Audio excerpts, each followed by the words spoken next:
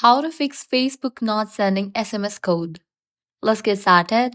The very first thing you want to do is ensure the phone number linked to your Facebook account is correct, including the country code. Use the proper format for the country code. Next, check signal and SMS settings.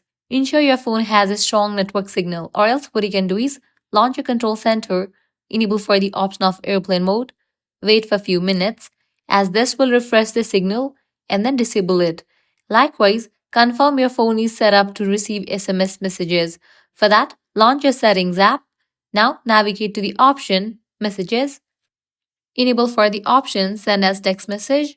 If you have already enabled it, disable it, wait for a few seconds and again enable it.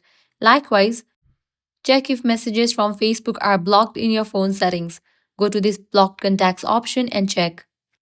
Next, go to login page and request the code again. Be patient as codes can sometimes take a few minutes. If SMS is not working, use the email option to receive your code. Likewise, restart your device and update your Facebook app to its latest version. If none of these solutions work, report to the Facebook support team.